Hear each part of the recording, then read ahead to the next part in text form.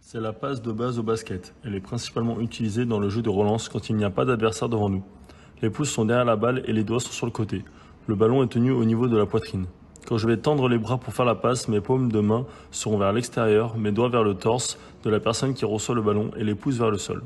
Le ballon a une rotation arrière lors de son trajet identique à celle d'un tir. La position est fléchie et une jambe accompagne le mouvement pour donner plus de force à la balle qui quitte les mains au moment où le pied qui s'avance touche le sol. La symétrie des mains est importante pour plus de précision. Pas besoin d'écarter trop les coudes, la passe doit pouvoir être faite avec n'importe quelle jambe qui s'avance. Pareil que la passe directe à deux mains mais avec un rebond environ en 2/3 du trajet entre le passeur et le receveur pour que la balle remonte au niveau de la poitrine. Le receveur doit montrer une cible au passeur en faisant un triangle ou un carré avec ses pouces et son index et en ayant ses paumes de main face au passeur. Les passes à terre sont souvent utilisées pour donner la balle à un joueur se dirigeant vers la raquette. C'est une des passes les plus dures mais aussi les plus importantes et efficaces. Les meneurs et meneuses de jeu à haut niveau l'utilisent la plupart du temps. Nous allons utiliser cette passe dès que l'on veut faire une passe après un ou plusieurs dribbles sans arrêter nos appuis. Cette passe demande énormément de coordination du fait qu'on saute l'étape du contrôle du ballon à deux mains. Techniquement similaire à la passe à une main et demie, à la différence que seule la main qui fait la passe touche la balle. L'autre main pourra servir à protéger le ballon. La rapidité d'exécution est primordiale pour donner de la force à la balle. Il faut que le passeur profite de l'impulsion de son dernier dribble pour pousser la balle avec les doigts et la palme de sa main. Le poignet finit cassé. Ne pas arrêter la balle dans sa main avant la passe car on perdrait les bénéfices de l'impulsion du dribble. C'est une passe utilisée pour des plus longues distances quand on a besoin de force, notamment sur jeu placé pour un coéquipier qui serait à plus d'une passe de nous. La trajectoire reste tendue mais légèrement plongeante pour arriver au niveau du torse de son coéquipier. Elle ne doit en aucun cas être lobée. La balle part au-dessus de la tête. Ensuite, la passe reprend tous les éléments techniques de la passe directe, à la différence que les paumes de main finissent vers le sol et que les poignets sont légèrement cassés. Attention à l'extension complète des bras pour ne pas manquer de force et à ne pas lâcher la balle trop tôt, ce qui donnerait une passe en cloche, ou trop tard, ce qui donnerait une passe trop basse. Cette passe s'inspirant des lanceurs au baseball est utilisée lorsque l'on veut effectuer une passe immédiatement après un rebond par exemple, à une très grande distance et sans dribbler et donc prendre de l'élan.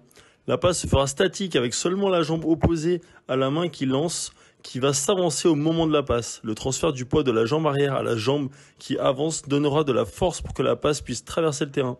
Le passeur qui a attrapé la balle à deux mains va la transférer sur le côté de la tête, au-dessus de l'épaule, de manière à pouvoir tenir la balle à une main. Les jambes sont plus écartées que pour les autres passes, ce qui permettra plus de stabilité et un transfert de poids plus important. Au lancement de la passe, la jambe arrière est fléchie car elle supporte tout le poids du corps. Les appuis sont de côté et lorsque le poids va être projeté vers l'avant, la passe va partir et les appuis vont se tourner face à la cible. Le bras finit tendu, le poignet cassé et la balle effectue une rotation lors de son trajet. Il faut aller jusqu'à l'extension complète du bras pour ne pas perdre en force et la trajectoire doit rester le plus tendue possible. Pas de passe en cloche. C'est la passe la plus couramment utilisée sur jeu placé. Elle va permettre à l'attaquant de faire partir la passe du côté opposé au défenseur et donc de protéger son ballon avec son corps. Techniquement, c'est assez similaire aux précédentes passes, mais cette fois-ci, les mains sont placées comme pour un tir avec une main derrière et une main sur le côté. Main droite derrière pour une passe à droite et vice-versa. Et le coude de la main qui est derrière, près du corps.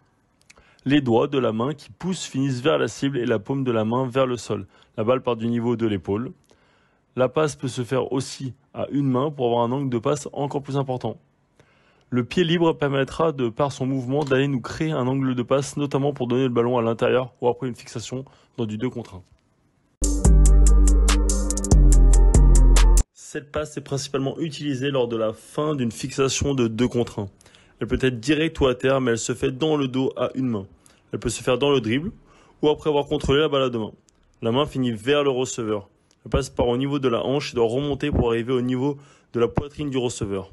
La passe derrière la tête par-dessus l'épaule peut être une variante utilisée dans la même situation.